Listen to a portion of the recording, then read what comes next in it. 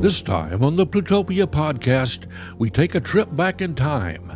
Austin, Texas has long proclaimed itself as live music capital of the world. In the early days of Austin's journey to that lofty title, a feisty show band helped establish Austin as a place of great music and great weirdness. Founders Fletcher Clark and Jack Jacobs tell the story of Balcones Fault in this interview from 1977. Jack was living down in Austin. I was living up in Boston, getting kind of fed up with doing the banking business. And I was coming down to Austin on my way to California, and I stopped in, and Jack had been hyping me about what a nice place. Well, you know, come on down, it's a nice place. And the good music scene happened, and he was hanging out and picking a lot with the Greasy Wheels and some of the local bands that were happening down there. And he jammed a few times with this drummer and bass player and this other guy. And I came down to visit, and it became clear that my plans to go to California ought not to go through, and I just ought to stay there. So we had this jam session in the afternoon, and we worked up, it was me and Jack and a bass player and a drummer, and this other fellow who, by the way, now runs Armadillo World Headquarters, Hank Aldrich, sat on the original jam session. We worked up about 20 tunes. Yeah, and the thing that really kept him there, though, is, you know those double-wide papers? Well, Fletcher came down from Boston, where I started turning on when I was in college, and I always thought that pot was something that was sort of like allspice or paprika that came in a little plastic bag, and it was some kind of green powder. And I didn't really discover that it was an agricultural commodity until I moved much closer to the border. Hey, welcome everybody to the latest episode of the Plutopia News Network. Scoop, Sweeney, and I, John Lebkowski, are here at the moment, but we're really not going to be having a current contemporary conversation. Rather, we're going to listen to an archival conversation that Scoop had in 1977 at the Miyako Hotel in San Francisco for the Zodiac News Service. Scoop interviewed the great Austin band Balcones Fault. Balcones Fault was a favorite band of mine, and I guess, Scoop, a favorite band of yours. Is that right? Absolutely. And they were like a 70s band here in Austin. They played all over the place locally, but they played a lot at the Armadillo World Headquarters. They were on the first season of Austin City Limits before everybody in the world knew about Austin City Limits. And they produced one album, one and only one album called It's All Balcones Fault. And I think you can find that album on various music streaming services. Yes, it's definitely out there. And you could find, I believe I saw on YouTube the Austin City Limits show they did, which is definitely worth a watch and a listen, because it's definitely different from what you would expect of an Austin band. That's what drew me out to their show in San Francisco. Well, what drew me out was their publicist, Howard Bloom, which was a friend of mine in New York, and he had an agency that was handling the promotion of their album. And he calls me up and says, you've got to talk to these guys. You're from Texas. You understand their language. And I don't know if Howard did or not. He was a little confused by all the things that we would bring up in the conversation. It's like, what's that? It's like, well, we'll tell you later. But how many guys were there in that band? It looked like a crowd, as I recall. I can't remember. It wasn't as large as the one that you would see at the Armadillo in one of their big extravaganzas, but it was pretty much all the guys on the album. And it was just the people we'll be talking with is Fletcher Clark, who is still with us. He is down in Lockhart last time I heard, and did regular shows at a club down there. And Jack Jacobs, who left us all, I think, in 2006. And Fletcher was a vice president at a bank before he ended up in Austin. And Jack was a political history instructor and working on his PhD, and they ended up in Austin, and none of those careers continued after that. They just continued being whatever they became because of being part of Balcones Fault and being part of Austin. And you know that at the time when Balcones Fault was playing, this Austin music scene was emerging. It was not. I mean, Austin is famous for its music scene now. Um, what is it? The world's music capital, I think, is what um, our friend Max Knopfziger called it at one point when he was on the city council, and that kind of spread. So people do think of Austin as, if not the music capital of the world, at least a music capital of the world. But back then, that whole thing was just starting to gel. I mean, we had in the 60s, we had the Vulcan Gas Company and several other clubs in town where um, there were some new and innovative bands playing. We had um, the the real genesis of psychedelic music was here with the 13th floor elevators. And not too long um, after that, we had the founding of the Armadillo World Headquarters, and the Armadillo World Headquarters became a, a huge, popular venue that everybody had to play, and there were very few bands that toured back in the 70s that didn't play at the Armadillo. Yeah, it became like a music fan's mecca. I know I traveled down many times because wherever I was living wasn't Austin at the time, so I had to go a little distance, but it was well worth the trip. Yeah, and I can remember paying $2, a dollar a piece, my wife and I, to see Bruce Springsteen the first time he played Austin when he was not particularly well known, but in Austin, people knew about him because they were playing his latest album, The Wild, the Innocent, and the E Street Shuffle, in heavy rotation on KUT, the college radio station. And he had a pretty good turnout, and it was I think it was a turning point for him as well as for the Armadillo. Well, the whole thing of the armadillo kind of came from was inspired, I guess, by Jim Franklin, the great artist, the great posters that Jim Franklin did for the Vulcan and later for the Armadillo. And just the whole image of the armadillo became kind of synonymous with Austin for sure, and even Texas. It's kind of I had it explained to me that the armadillo was the Texas national bird, which made total sense to me. Well, when tripping hippies trip over something like an armadillo, it's definitely going to find its way into their heads and into their mythologies. And that's kind of what happened there. Yeah, the whole.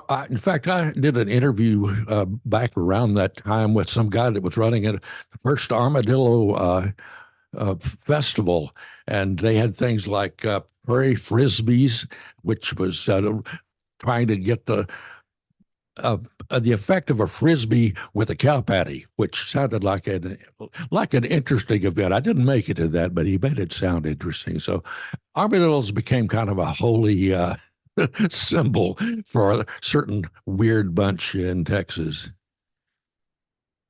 And I think the band that we're talking about, Balcones Fault, was just the perfect example of the kind of bands that were kind of popping up here in Austin.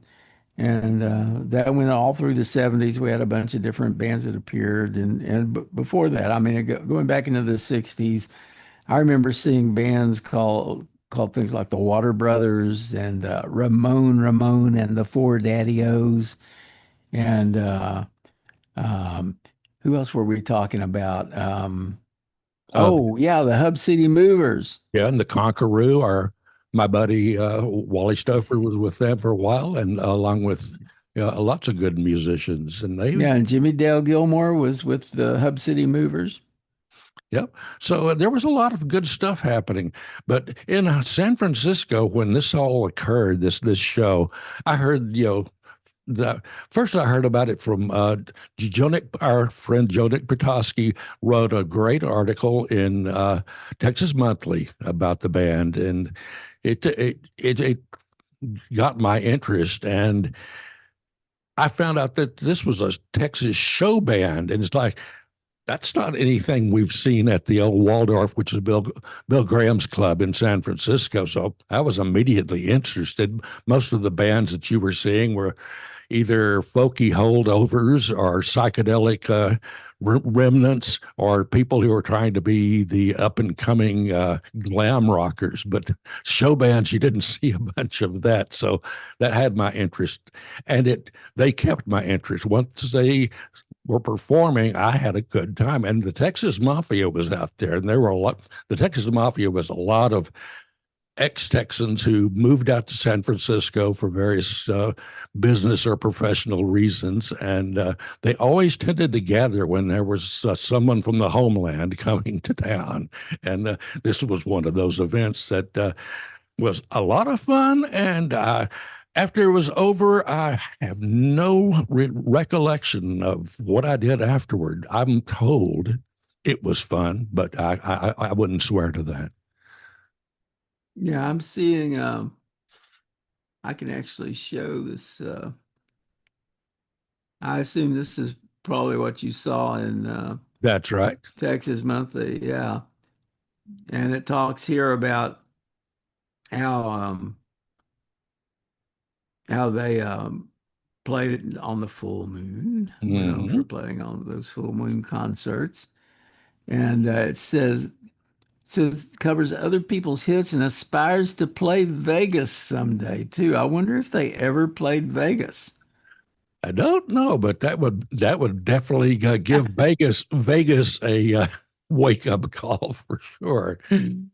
But yeah, so we've got a good light on where we're going. So I think we should just go ahead and let people listen to the people who brought us this fine Texas band, Balcones Fault. Excellent. Let's go for it. Oh, I guess our first professional, or no, it wasn't a professional experience. We won a high school talent show when we were freshmen. And he and I continued over the last 16 years playing folk music when we were in the East in college. We also used to do a little bit of cocktail jazz and a little bit of country music and a little bit of Latin music in our folk act. It was a weird folk act. Yeah, it was a weird folk act. And then both of us figured that being well educated and all, we weren't supposed to go on and go into entertainment, right? We were supposed to go into graduate school, something like that. I went to graduate school and got my PhD in political theory. Fletcher was a bank officer. But we always had a fantasy, I think, about playing music full time. And in our late 20s, both of us began to realize that if we didn't get out of the bank and get out of school and give it a try, we were going to be too old, and it would always be a fantasy that we hadn't really tried. So in very short order, that's how Fletcher and I got from 1961 to right now. Jack was living down in Austin. I was living up in Boston, getting kind of fed up with doing the banking business. And I was coming down to Austin on my way to California, and I stopped in, and Jack had been hyping me about what a nice place it was. Come on down, it's a nice place. And the good music scene happened, and he was hanging out and picking a lot with the Greasy Wheels and some of the local bands that were happening down there. And he jammed a few times with this drummer and bass player and this other guy. And I came down to visit, and became clear that my plans to go to California ought not to go through, and I just ought to stay there. So we had this jam session in the afternoon. We worked up, it was me and Jack and a bass player and a drummer and this other fellow who, by the way, now runs Armadillo World Headquarters, Hank Aldrich, sat on the original jam session. We worked up about 20 tunes. Yeah, and the thing that really kept him there, though, was, you know those double-wide papers? Yeah. Do I know those double-wide papers? Well, Fletcher came down from Boston, where I started turning on when I was in college, and I always thought that pot was something that was sort of like allspice or paprika that came in a little plastic bag, and it was some kind of green powder. And I didn't really discover that it was an agricultural commodity until I moved much closer to the border. I was used to Yankee reefers, you know, that looked like little milk straws that you got in elementary school. Right. So to welcome old Fletcher, I rolled about 4 or 5 different gradations of good dope, you know, and he didn't even get through the first joint, which said, "Welcome to Texas," on it. And he got about to well, and was sitting there kind of passed out on the couch, and I think when he woke up, he decided he would stay. When I woke up, I was out in the country playing music with 3 or 4 other people eating mushrooms that smelled like cow shit. That sounds like a So, familiar you know, I mean, commodity I also. wasn't going to California. I was definitely in Austin to stay.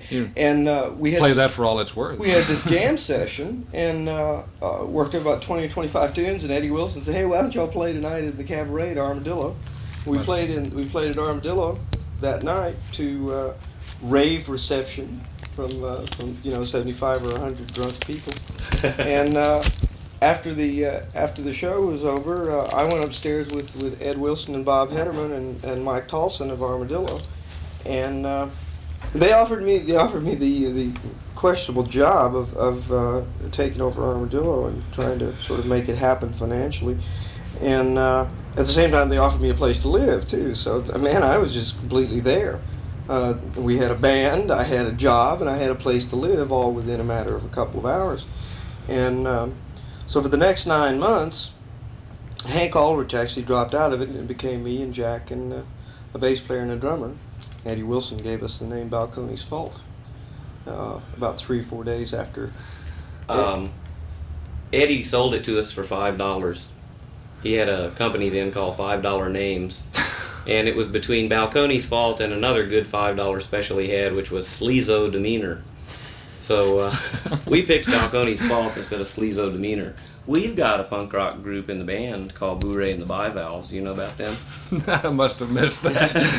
Well, there was a time when a promoter, I guess it was at Armadillo, we were budgeting our own full moon show. We had Balcones Fault has always kind of been a scene for extraordinary things to happen because of the varied character of the repertoire.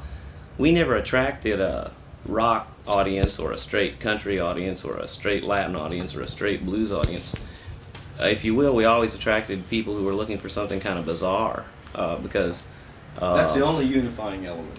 really, the only unifying element is that we've always appealed to people who have kind of a sense of the esoteric or the bizarre or the arcane.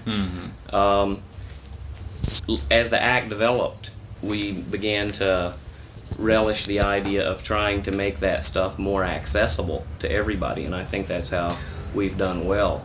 Bourrée and the Bivalves were created in order to have a unified show all done by Balcones Fault. In a situation where what we needed was an opening act. And we created not one, but 2 opening acts. And one of them was Bourrée and the Bivalves, which is a punk rock group. Actually, it's kind of a variant on punk rock. I think it's jerk rock. Jerk rock, yeah. It's got 2 letters in common with, no, only 1. Well, anyway, it's certainly not puke rock. It's there's some thought that goes into it, and that's why I call it jerk rock. Punk rock is more purely emotive, or amotive. Is that what it is? I'll have to write that one down. I'm still trying to figure it out. I read Melody Maker every week. Kind of scratch my head. Yeah, it's not intelligible, is it? Well, Fletcher is one of the characters who occurs in both Bourrée and the Bivalves, and their Bourrée and the bivalves are the completely blown out Dionysian side of the band, and the other opening act is Fez Fuego and the Firebirds, the completely in control Apollonian side of the band. Fletcher's in both. Doesn't that present some problems? Not really. No I'm identity schizoid. crisis. No, not at all. Not at all. It's real simple for me. I've always been that way. When Fletcher and I decided in about January 1975 that we really did want to do it, I tried to hit on a promotion, and I didn't really think that these things, that these 3 shows would end up 2 years later being Legendary. being called legendary and getting by. No, it's like, legendary bullshit. Well, there, I caught you. But anyway, yeah, they turned out to be amazing gigs, because first thing I did was wrote a press release. Said, Austin is a musical mecca, and we're going to make a lot of money by letting people in free to these gigs. And I just figured, well, that's nuts. That's just completely nuts. How can you make a lot of money by letting people in free? The first 2 shows were no admission. But I'll tell you what happened. I went to Bob Hederman, who's now with Shoko in Dallas, but he used to run Armadillo World Headquarters pretty much.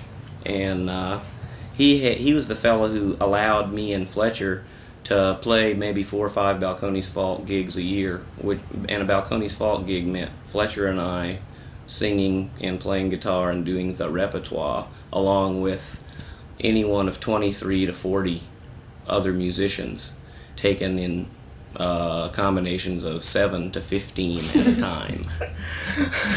You know, traffic cop to direct that. It was exciting. That's how we built excitement about the act in audiences.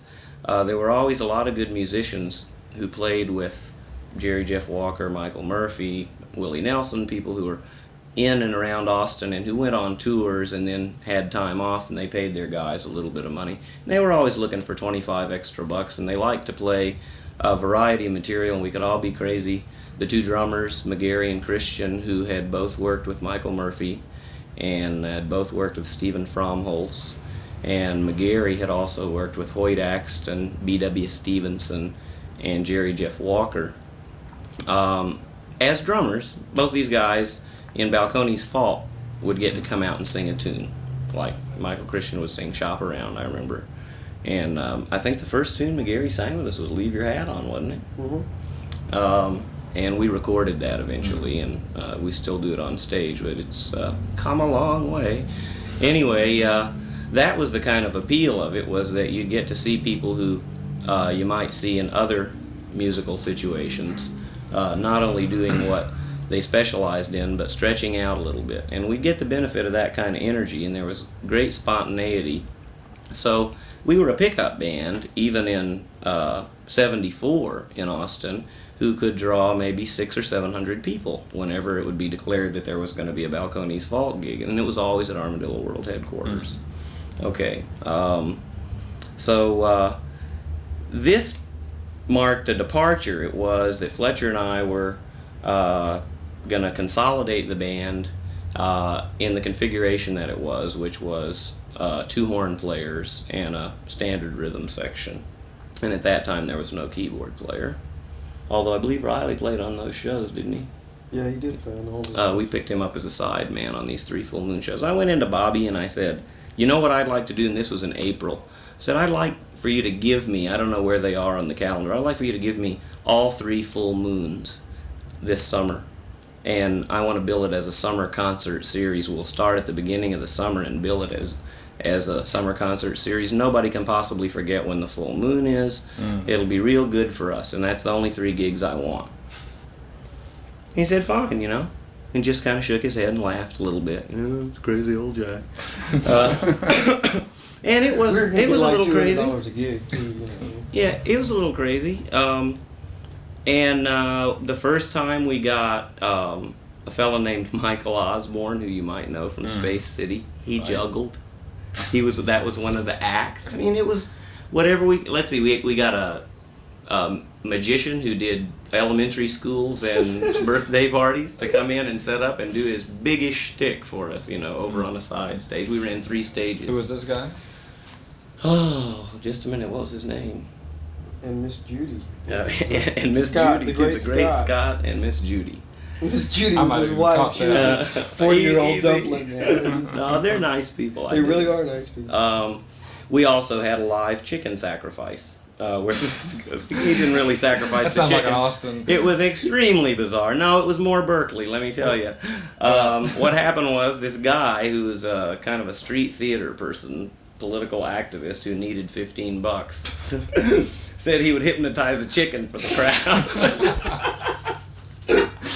Supposedly, if you put a straight line on a piece of tape or a white line on a dark table, and you take a chicken and stretch it out lengthwise along the line and stroke it, what happens is the chicken's eyes will concentrate on the infinity of the line. Well, and they get stuck there. And they get stuck in a metaphysical warp. dilemma. Yeah, that a chicken is completely It incapable of overloads his dealing with. sense-making mechanism, yeah. Okay, now all this sounds extremely plausible, and so the shtick is supposed to be, and this guy tried this out in a philosophy course in ethics, and to him it was very heavy because He trotted it out for us in the afternoon before the show. yeah, I mean it was a good hype. The deal was that he was going to lay out this chicken and go through this exaggerated ritual, in this secular age, to ultimately sacrifice this chicken to terminate its existence,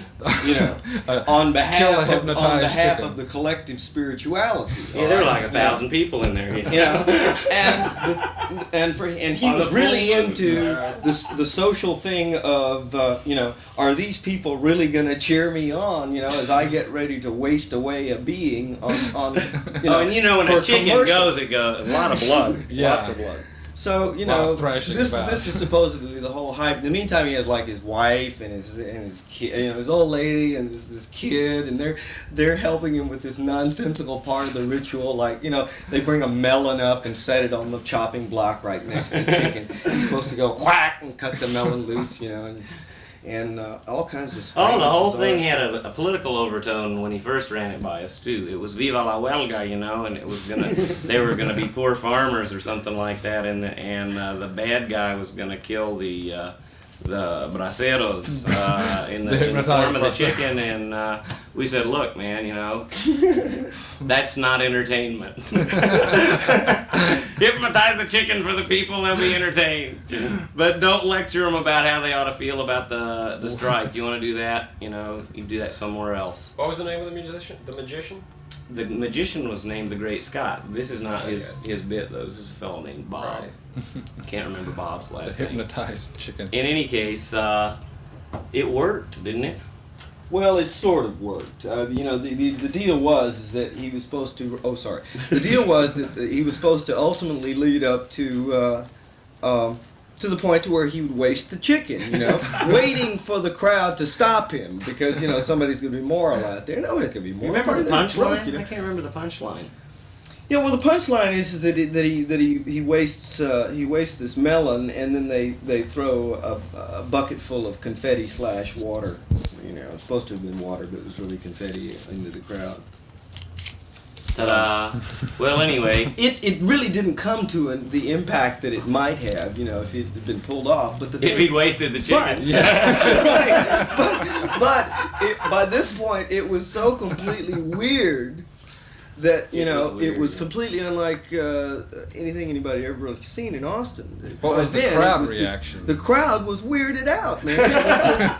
It was real strange. It wasn't quite funny. It wasn't quite lame, but it wasn't quite successful either. And it was like it was. Oh, we went sat right there back and went, into some music. We just went right back into music. Okay, that was the first show. The second show, we.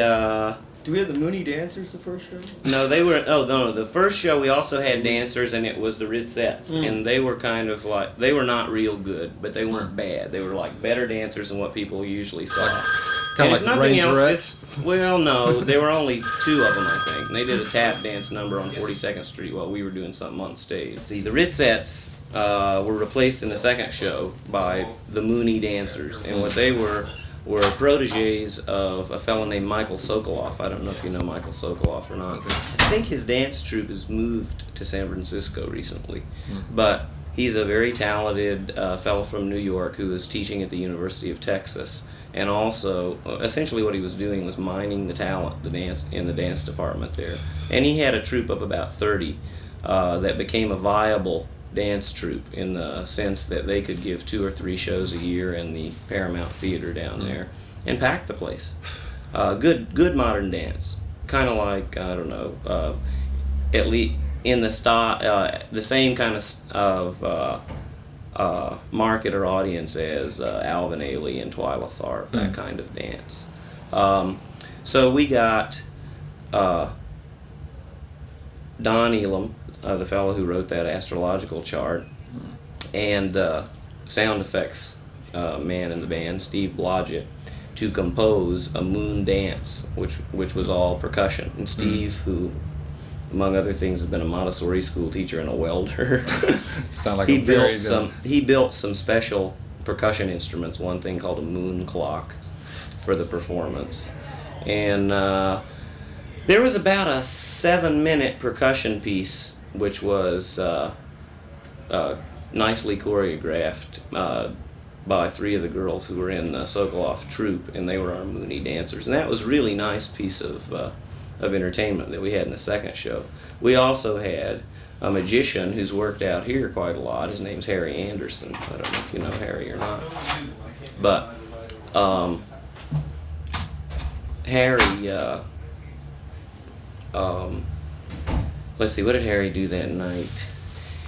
He did a fairly elaborate trick involving, burning somebody's dollar bill and having about 3 coincidences turn up 20 minutes later. He's a very effective magician. He's good at working his magic on a fairly large audience. That's pretty complicated too. Yeah, it's hard to do, very hard to do. And Harry ended up his act by sticking a large hat pin through his forearm, right in the middle of the audience. There was a spot on him. I mean, like people were all around him, and he did it, and it, sort of grossed the people out who were immediately around him because it was actually bleeding. And then when the trick was over, when Harry removed the hat pin from his arm, and he took the microphone and told everybody in the audience, he said, "I have not actually pierced my own skin. What you have seen is an illusion. Don't try it. You can come backstage after the show and examine my arm. You'll see it has not been harmed." Because it's so realistic. I mean, he was right in these people's faces going, like, playing the violin on his forearm with this hat pin. The other thing we had in that show was a cartoon, which is a favorite of mine. I don't know if you're familiar with this guy, Robert Clampett, who did the craziest, most freaked out cartoons in the 30s, Porky Pig cartoons, and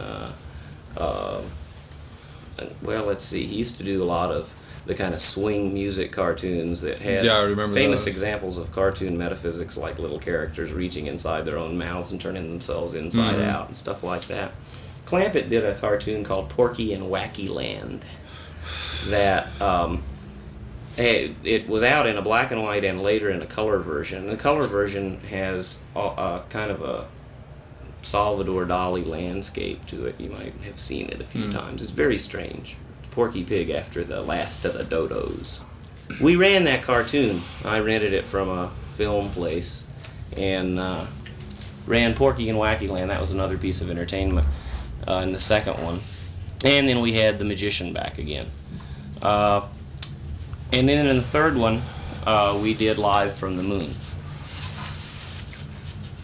And for that one, Michael McGarry, our drummer and lead singer, constructed quite a lot of sets. And we started the whole show with 1903 film by Méliès. You've probably seen it. It's called A Trip to the Moon.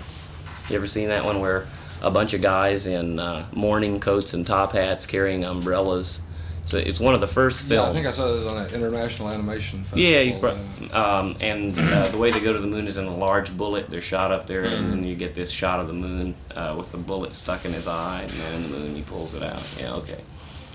We ran that for the audience. They got off on it real hard. A lot of them hadn't seen it, apparently.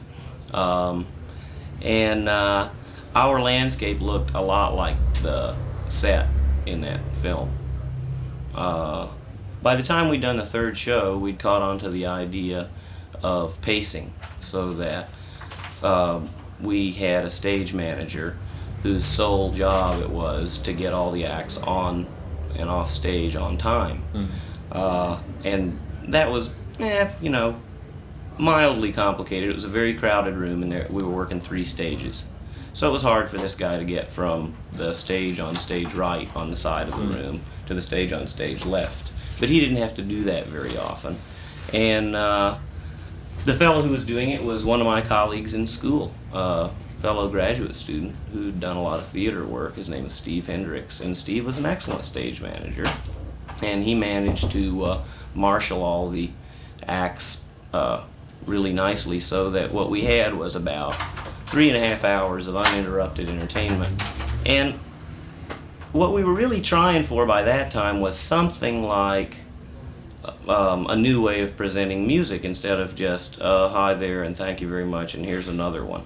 The other thing was that with slicker acts, big acts that I'm sure you have occasion to see, you were talking earlier about getting tired of from going to so many concerts yourself. I would say that with bigger acts, the problem is often the same. It's that they're kind of perfunctory in their treatment of the audience. It's more like they want witnesses and certainly don't care much about participants. See, well, we're real eager to please people and sensitive about whether we do or not. We're happy if we do please people, and our feelings are hurt, or we're disappointed in ourselves. We're sort of emotionally oriented toward how we perform. And how we perform depends a lot on whether we get the audience off.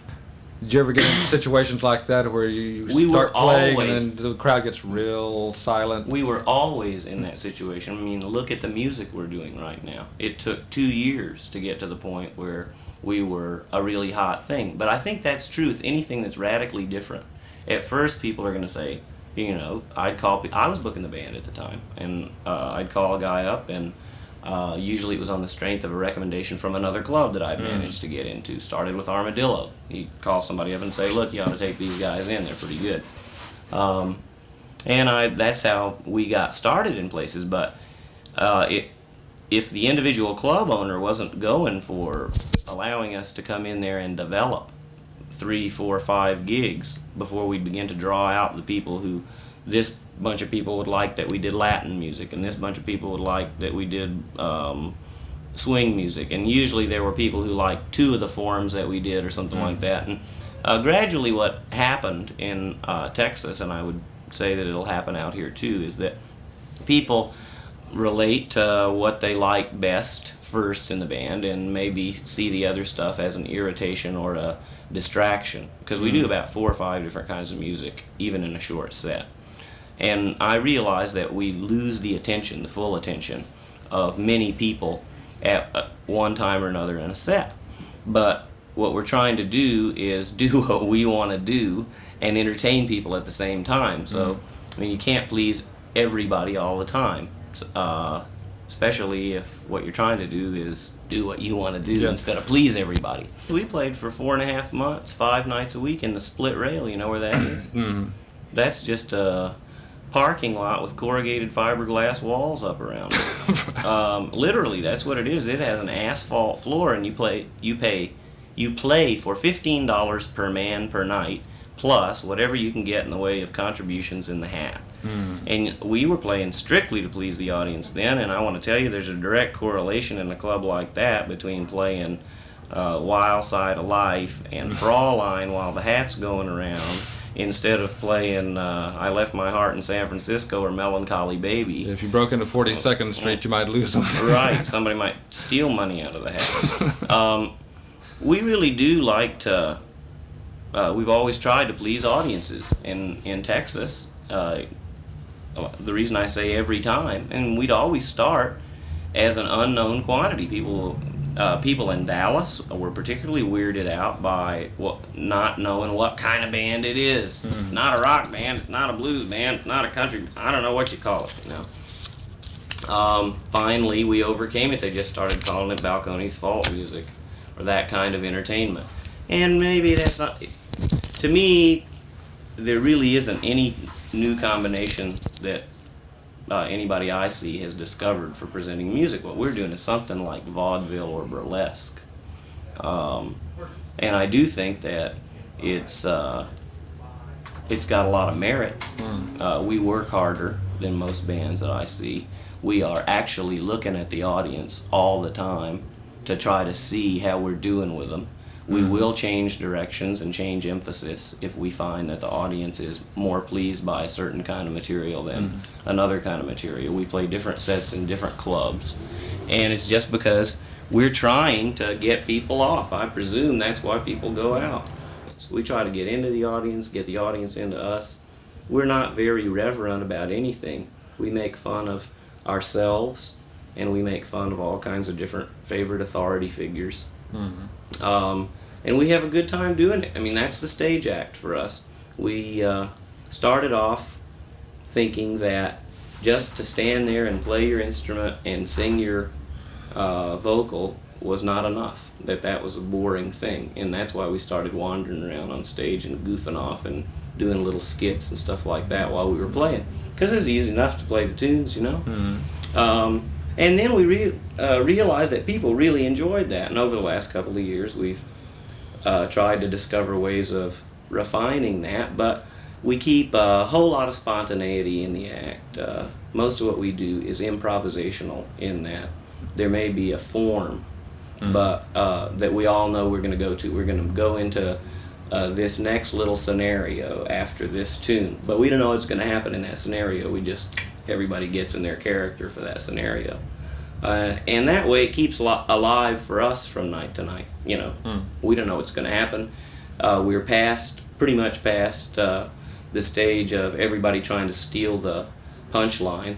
As we're all comics, everybody's a joker, and everybody's sharp. And boy, if you leave a straight line lying around the band, they'll jump on it real quick. Whoever's first gets it, they get the laugh. We're always trying to crack each other up. But we've stopped doing that on stage. We pretty much know who's going to take the punchline, because that allows everybody else to support the joke. And again, that's taking the emphasis off who's going to get the credit and looking to entertain the audience, to get the audience off. It doesn't matter who gets the punchline. It's making the audience feel good. Yeah. One of the compliments that I've heard paid to you guys was that I consider it a compliment that your show is more like what would have happened to the Firesign Theater if they'd been really musical. Yeah, kind maybe of that so. sort of approach to theater. I never heard that. I appreciate that. That's a nice comment. The full moon shows were the first time that we tried the new kind of format, and out here we just do sets. We're not big enough to do our own productions. Boo-Ray and the Bivalves came out the next year in the first full moon show. And did I talk about Boo-Ray and Fez on tape?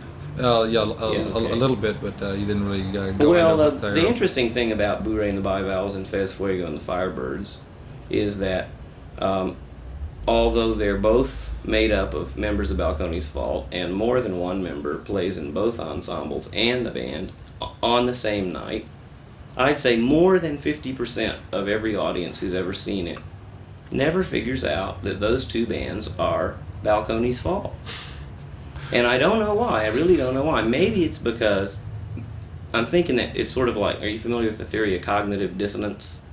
Vaguely. Okay, well, it's just that what people's sense-making mechanisms seek for the easiest sense-making all the time, and that they'll completely ignore a lot of contradictions or anomalies in their everyday experience. All of us will, according to the theory of cognitive dissonance. That we'll completely ignore these contradictions because we won't encounter the information right, because if we did encounter the information right, then we would encounter the anomaly or the contradiction, and that would constitute a lot of tension. Okay, so the tension reduction mechanism causes us not to encounter it. And what I think happens is, like, a lot of times when you go to a concert, well, you probably don't go till you know the act that you want to see is on. Oh, I'm such a music junkie. I'll show up before Oh, you the will? first act Oh, even well, gets okay. on. But it seems to me that a lot of people just X out the opening acts in their conscience or consciousness. They're sitting there drinking their beer, talking to their friends, letting the music go by them or wash over them, and that seems to me that's got to be why they don't notice that Bourrée and the bivalves are the other act. The other thing is, they think that's the local support group. no. The Bourrée and the bivalves show up so seldom that they don't think they're local. Well, we always made up a big hype, the Fezwig and the Firebirds were from New York City, and Bourrée and the bivalves were from New Zealand, and that they were both bidding for a place on a world tour that was coming up for Balcones Fault next year. This is what we told everybody the first time they played. And then when it was over, like the next time we played at Armadillo, we told the audience that the promoters of the tour bumped us off the tour, and they just took Fezfuego and Bourrée and the bivalves and left us behind. And to heighten the illusion, I always do go out in the audience while Bourrée and the bivalves and Fez are on stage, because I'm not in either one of them. So maybe it's if they see a key figure from on stage Balcones Fault out in the audience, they just suppose, well, that can't possibly be Balcones Fault. And they just, don't think about it. But the disguises are not that effective visually, it seems to me. So I figure people just kind of blot it out. That couldn't possibly be Balcones Fault. That's the opening act. How in the world could Balcones Fault come on 15 minutes later if that's Balcones Fault? Man, let me tell you, those guys work their butts off. That's on quite a a night. show. Yeah. But that was it was the next year, and we had 3 very successful full moon shows. The first 2 where there was no admission, there were like maybe 800 people the first time. There were 1,200 people the second time. A lot of people turned away because the hall really only holds about 1,200, and there were easily 200 on the Armadillo staff at that time. So that means there were 1,400 people in That's this small room. staff, actually. Yeah. Small staff for that organization. It's now down to about 35. Very effective. In any case, the third show, we charged $1 and took 75% of the door. And I think we got $1,000. It was incredible. All got to pay your utility bills. Oh, it was great. That was the first time we'd ever made any really good money. And the show was worth a lot. It was worth a lot more than $1 that we charged. But I really do believe that to some extent the fact that all those shows were on the night of the full moon, combined with the fact that in America, maybe in the West in general, people blow that shit off. They just, they don't believe that the moon has anything to do with how they feel. Or most people don't believe that the moon has anything to do with how they feel. Well, they should pay more attention, because it definitely does in this area. I certainly wouldn't tell people about it at those concerts, because when you bring it up to the intellectual level, then you rob people of the chance that they're really going to encounter the emotional part of it. You understand what I mean? So, kind of like a good teacher, I try to stay out from in between the audience and the possibility that they might actually get taken over for a few hours by the moon. Because, man, that's a trip. That's a real trip, and it happened 3 times that summer. And see, the Greeks used to sit around when the moon was full, and they would have a party on the full moon. They would drink something. It was a beer kind of drink called soma.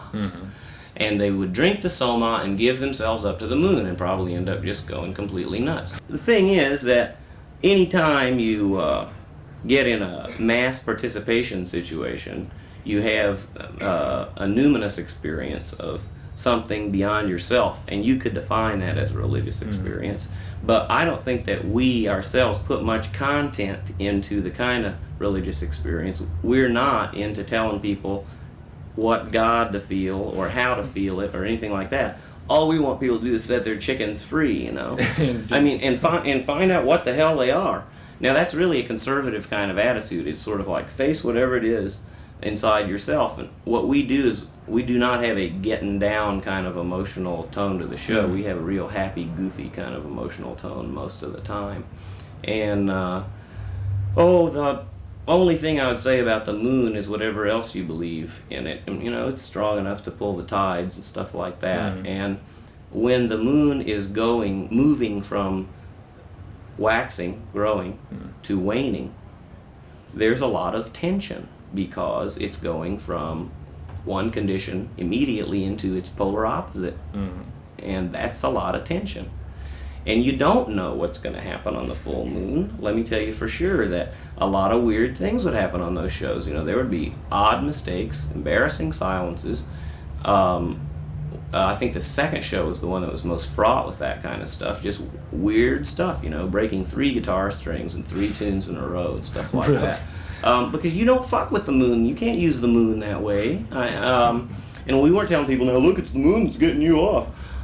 It was a gig. Yeah. And a party, and all I'm saying is that we really are kind of influenced by the moon, and all we did was what we always do when there's a big crowd, which is just cut loose and play, what happens in those situations, you're talking about religious experiences, that a big audience puts its energy into the performers, so that the performers get picked up and sort of suffer under the illusion for an hour or so that they got more energy than they really have. A little contact high of sorts. Oh, big contact high. And then what happens to us is we're really into the audience, so that we'll get real, 4 feet off the ground.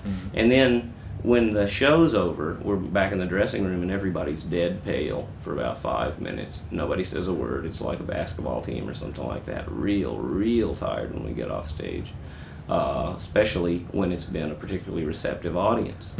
And the thing about religious experience is that I think that a lot of groups talk about it, and there's so many different ways of believing just in our band itself that nobody dares to trot anything out. I mean, we make fun of everything. So really all I think that's necessary is, or maybe all that's possible, is that music or musical events can be the occasion for old people and young people and people who make a lot of different kinds of money and have different jobs and completely different backgrounds. You see them all at big rock concerts, and what happens there, I think they probably realize it. For a little while, however long the feeling lasts, since they're all co-attending to the same thing, they're all on the same trip, and it certainly doesn't matter. Yeah. And that is a religious experience, and for each person, whatever their religious buttons are, they're getting pushed in some kind of oblique, or for some people, a very acute way. All I believe is that in an age where institutions like the church, instead of helping people get by, it's kind of asking people to help it get by, it's better if people can find some real experience of something that's outside themselves.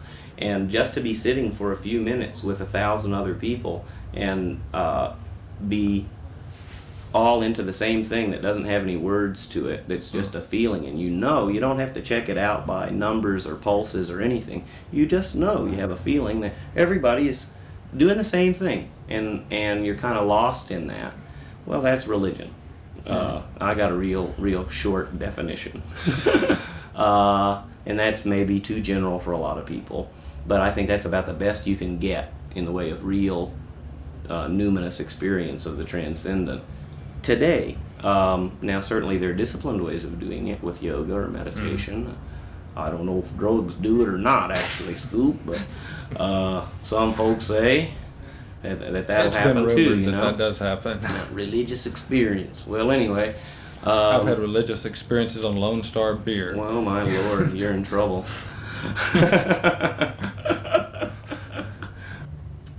I would say that those gigs, really, the moon was working.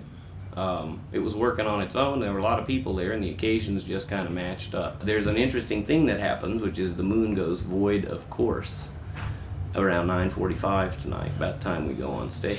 So everyone's on their own. Right. Everybody's chickens are set free tonight. So we'll just see what we will see. But I think we'll have an exciting gig tonight. You can follow the Plutopia News Network at plutopia.io. On Facebook, go to @Plutopia News. On Twitter, it's @Plutopia. With John Lebkowski, I'm Scoop Sweeney. This is the Plutopia News Network, 20 minutes into the future.